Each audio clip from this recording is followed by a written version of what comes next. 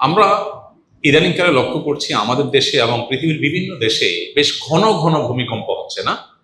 অনেক ঘন ঘন ভূমিকম্প হচ্ছে। দিন যত অতিবাহিত হচ্ছে ভূমিকম্পের পরিমাণ মনে হচ্ছে একটু বাড়ছে। এটা বিশেষ কোনো বিষয়কে ইন্ডিকেট করে কিনা কোরআন এবং হাদিসের আলোকে?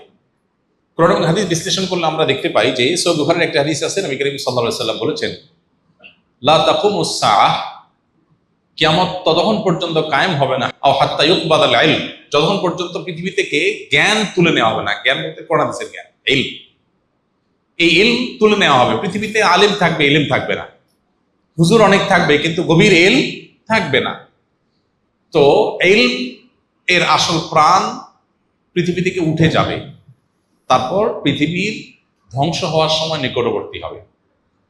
এই হাদিসের এই পরের অংশে নবী আলাইহিস সালাম বলেছেন, ওয়াতাকফিরুজ জালাজিল, এবং ভূমিকম্পের পরিমাণ বাড়বে।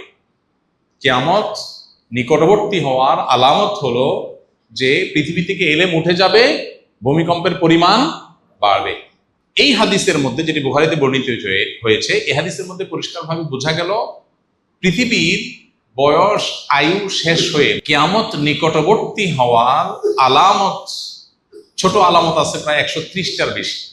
এটা নিয়ে আমাদের ছোট্ট একটা ছোটি বই আছে, সৌদি আরবের শেখ মোহাম্মদ আল আরিফি, ওনার একটা বই আছে, ওইটার আলোকে বইটা লেখা আমাদের অনেক আগে।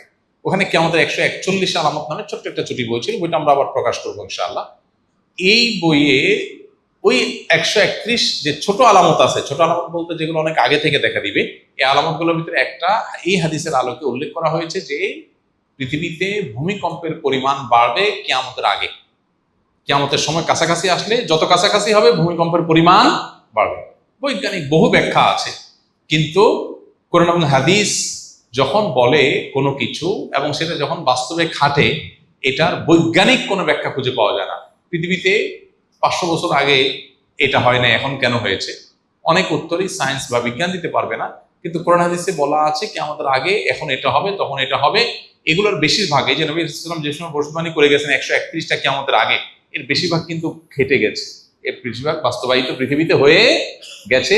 এটাই হলো তার আল্লাহর নবী এবং রাসূল হওয়ার অনেক বড় একটা প্রমাণ।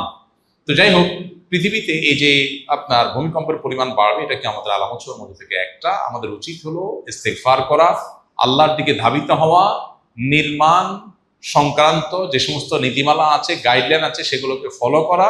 আমাদের কর্তৃপক্ষের উচিত হলো এ ধরনের আল্লাহ না করুন অনাকাঙ্ক্ষিত কোনো পরিস্থিতি আমাদের মতো এরকম ঘন বসতির এই শহরে যদি হয়, এই অনিয়ন্ত্রিত আপনার নিয়ম বহির্ভূত ভাবে বেড়ে ওঠা ভবনগুলোর শহরে যদি হয়, আল্লাহ না করুন, তাহলে কি হবে সেটা একমাত্র আল্লাহ ভালো জানেন। এই জন্য যথাযথ ব্যবস্থা গ্রহণ করা দরকার। হয়তো কিছুটা ব্যবস্থা গ্রহণ করাও হচ্ছে, কিন্তু অবশ্যই সেটাকে আরো জোরদারভাবে, জোরালোভাবে করা দরকার, যাতে আল্লাহ না করুন কোনো বড় ভূমিকম্প হলে, কোনো বিপদ হলে আমরা যেন একে অন্যকে উদ্ধার করার রাস্তাটা অন্তত খোলা থাকে।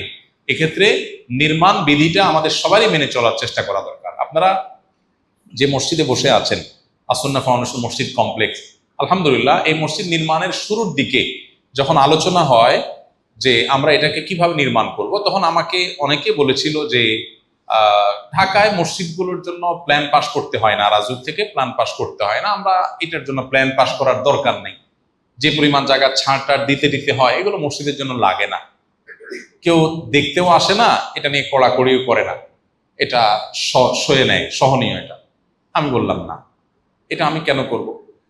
নির্মাণ বিধি মেনে চলা সবার নিরাপত্তার জন্য দরকার। তো নিরাপত্তার জন্য দরকার যেটা, শৃঙ্খলার জন্য যেটা দরকার, সেটা মেনে চলার শিক্ষা ইসলাম দিয়েছে। সেটা মসজিদ তো আগে পালন করবে। মসজিদকে কেন ভায়োলেশন করানো হবে মসজিদকে?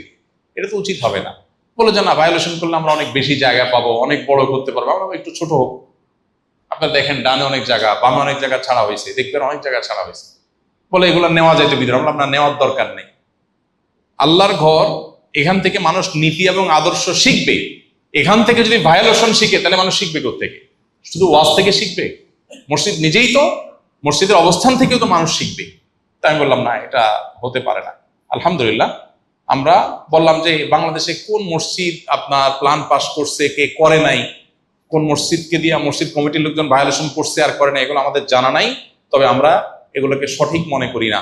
যেটা মানুষের জন্য কল্যাণকর সেটা করলে আল্লাহ সওয়াব দেন, যেটা মানুষের জন্য ক্ষতিকর সেটা করলে আল্লাহ গুনাহ দেন। অতএব একজন ইমানদার তিনি কোন অবস্থাতেই মানুষের জন্য ক্ষতিকর কিছু করতে পারেন না। তো যেটা বলছিলাম ভূমিকম্পের ব্যাপারে, যে কিয়ামতের আলামত সমূহের মধ্যে থেকে একটা, আমাদের উচিত সতর্ক হওয়া, আমাদের উচিত সচেতন হওয়া, নির্মাণ বিধি মেনে চলা, এবং সরকার এবং সংশ্লিষ্ট দুর্যোগ মন্ত্রণালয় সহ কর্তৃপক্ষের কর্তব্য হলো আল্লাহ না করুন বড় কোনো বিপদের আশঙ্কা যেটা দীর্ঘদিন থেকে করা হচ্ছে, যদি এরকম কিছু হয় অন্তত উদ্ধার কাজ যেন চলে, সেজন্য যথাযথ ব্যবস্থা গ্রহণ করা। আল্লাহ তাআলা আমাদেরকে সেই তৌফিক দান করুন। আস-সুন্নাহ ফাউন্ডেশন, উম্মার স্বার্থে সুন্নাহর সাথে।